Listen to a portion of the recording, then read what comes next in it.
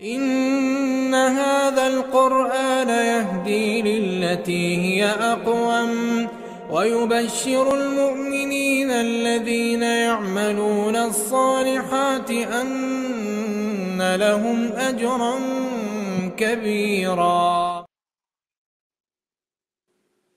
بسم الله الرحمن الرحيم. الحمد لله رب العالمين والصلاة والسلام على أشرف المرسلين سيدنا محمد وعلى آله ve ashabihi ecmaîn. Hürmetli görürmen qarindaşlar, bugünkü dersimizde ümit hakkında toxtalımız. Euzubillahimineşşeytanirracim. Ve la teyru ruhillah innehu la yeyasu min ruhillahi illa kafirun.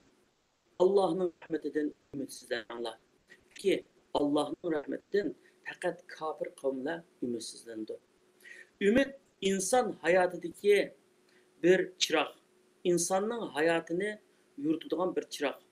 Ümit sayesinde insanlar hayatlık seferini behuzur davamlaştırıldı ve nurgun kıyımlıklarını yenip menzilge yetidi.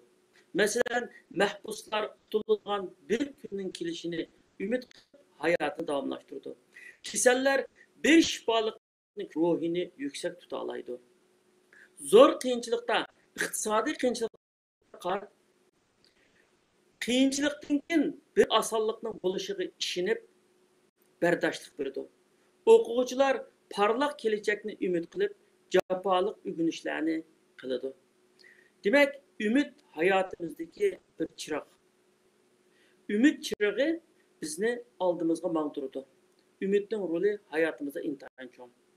Allah Teala Kur'an-ı Kerim'de ümit berişlaydı. Kişilerge ümit berdiğen nurgun ayetlerini keltügen. Mesela sallallahu aleyhi ve sellem'ge feseyekfikumullahu ve huves-semi'ul alim. Bir peygamber ulağa karşı yani müşriklerin yamanlığı karşı Allah sana yeterliktir. La tahzan innallah ma'ana. Gam kılmagın şeksiz ki Allah biz bilen billedir. İnne ma'al usri yusra ma'al usri yusra. Yani elbette bir müşküllük bilen çokum bir uğaylık var. Hakikaten her bir müşküllük bilen bir uğaylık var. Yani kıyınçılıktan kin çokum asallık gelidir. Kul ya ibadiyellezine esrafu ala anfusihim la taqnatu min rahmetillah yaghfiru zunubu cemi'a innehu huvel gafurur rahim. Ey peygamber, günah kılıverip yüzüge zulüm kılgan bendilerimge aytqin ki sizler Allah'ın rahmetinden ümitsizlenmanglar. Allah tövbe kılgan kişilerinin Allah'ını mağfiret kıldı. Şeksiz nihayet mağfiret kılgıcıdır, nihayet de mehribandır. Peygamber sallallahu aleyhi ve sellem mındaq degan, Müslüman adam tartqan her bir japa, her bir kisel, her qam, ko'ngilsizlik, endişe ve eziyet bedeniga kirib ketgan birer tal tikanga chog'liq musibati sababli uning gunohlari mag'firat qilinadi degan.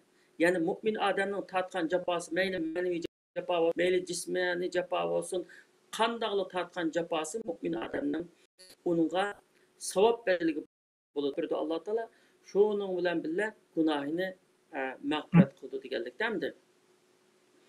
Peygamber Aleyhisselam sahabelerge Allah'tan cennetini soruqçı bolsanlar, Firdevs cennetini so'ranglar deb ko'rsatgan. Buningdagi maqsad insonning himmati yuqori bo'lsa, umidi oliy, tiliki yuqori bo'lsa, u shuningga qarab, shuningga ko'ra ish qiladi endi. Rasulullahning sahobalari shunda tarbiyalangan. Rasulullahning hamisha Alloh taolo eng yaxshi ko'rgan amallarning en yaxşısı qaysi deganga o'xshash Allohning Peygamber Aleyhisselam'dan bekçik so'raydi. Peygamber Aleyhisselam İslam'ның kelajagidan ve Allah Teala'nın yardımıdan nihoyat bek ümit var dedi. Çünkü dastlabda 4 kişi başlagan bu İslam'ni Rasulullah, onun ayali Hadice radhiyallahu anha ve Ali radhiyallahu anhu ve dostu Abu Bakr radhiyallahu anhu.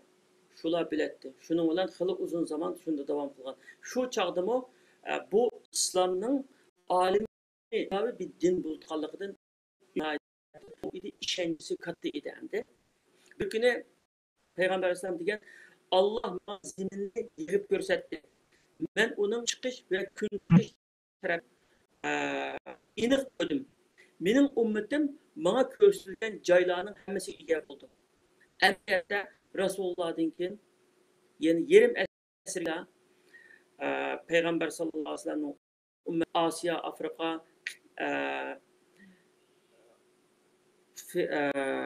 Avrupa qatorliq 3 qit'ada hokimiyat surganligi bu hammaga ma'lum hamda. Payg'ambar alayhisalom yana bir hadisda Kisra halok bo'lsa, undan keyin Kisra kelmaydi. Qaysar halok bo'lsa, Qaysardan keyin boshqa bir Qaysar kelmaydi. Jenim ilkida bo'lgan zotning nomi bilan qasam qilib, sizlar Allah yo'lidagi jihatga ishlatsizlar. Shu chog'dagi Kisra bilan bu Qaysar shu imperatori birisi İran turliq hamdi. Shuningdan bishorat bergan. Umar ibn Xattob roziyallohu anhuning da bu fath qilingan va uningki boyliqlarini musulmonlar Alloh yo'lidagi jihatga amaliyotda ishlatgan hamdi. Payg'ambar alayhisalom sahobalarga ana shunday umid bag'ishlaydi.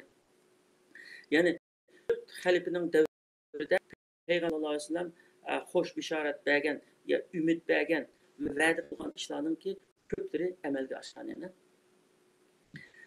Payg'ambar sallallohu alayhi vasallam İstanbulning fath qilinganligi haqida xo'sh bishorat bilib,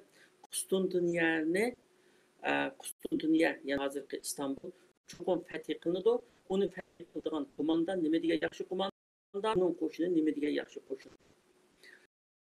Ulamolar Payg'ambar alayhisolamning bu hadisini payg'ambarlik mo'jizasi deb qaradi. İmam Buxoriy va Muslim Sayyid hadis. Payg'ambar sallallohu alayhi vasallamdan keyin kelgan xalifalar, Əməvilər xəlifəlikləri, Abbasilər xəlifəlikləri hər bir xəlifə Payg'ambar alayhisolamning xush bishorat bergan qo'mondan üst bulab qilishini umid qilgan.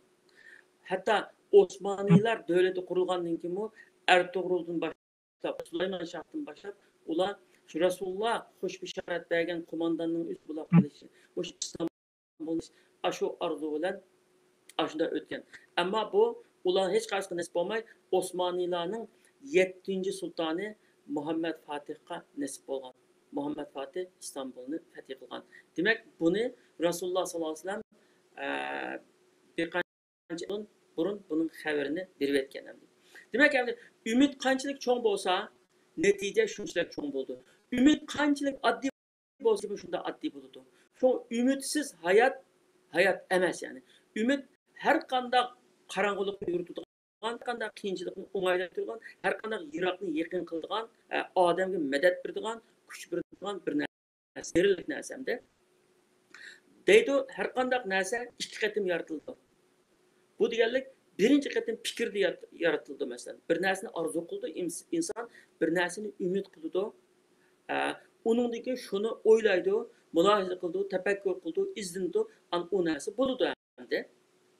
Ecdatlarımız mesela Alisher Navoiy Cahannama Eyniki deb eynekten ilhamlanıp ulan eynekten ilhamlanıp Cahannama Eyniki deganni tasavvur qilganda bu eynek orqali ko'gilib o'tgan unda. Keyin shuningdan 500 yil keyin televizor yasalgan gapimdi. Yani 1865-yili 865 Fransiyalik yozuvchi Golferin Ayg'ı Safar nomli bir romanni yozgan. Aradan saq 100 yil o'tgandan keyin 1965-yili tunji inson Ayga chiqqan. Uningdan boshqa yana yozuvchilardan birisi Probir buvoqlarining maydonga keldiganligini tasavvur qilib 1932-yili Qo'rqmas yangi dunyo deb bir roman yozgan.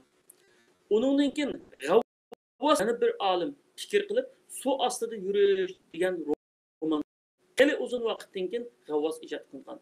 Masalan 1970-yili Amerikalik Arthur Clarke degan kishi sun'iy hamro va internet turi maydonga keladiganligidan xabar bergan va qo'rqinchli balo deb roman yozgan.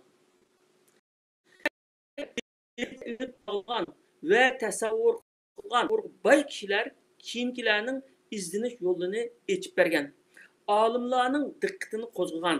Shuning bilan ular tasavvur qilib fikrda yaratgan amaliyot, fikrda yaratgan bu tasavvurlar amaliyotda vujudga chiqib ijod qilingan. Demek ümit degan aşındaq narsa. Ümit bo'lmasa hech narsa bo'lmaydi. Ümit bo'lgandan keyin shu ümit aqsida mangandan keyin o esa qo'lga kelitmasdan. Har qanday inson buda yaxshi bir hayotda o'tish uchun cho'qim yaxshi umidlar bo'ldi. Oxiratda Alloh jannatga kirish mangulik uchun cho'qim umidlar var bo'ladi. Shu umidga loyiq ishni qiladi.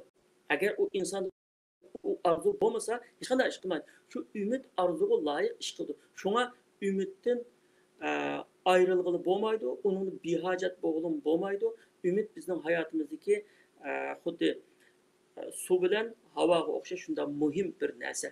Alloh taolo hammamizni umid qilg'ay. Hurmatli ko'rman qarindoshlar, bugungi darsimiz bu yerda oxirlashdi. Keldigan hafta yana birga bo'lish umid bilan hammalarni Allohga topshirdim. Omon bo'linglar. Assalomu alaykum va rahmatullohi va barakatuh.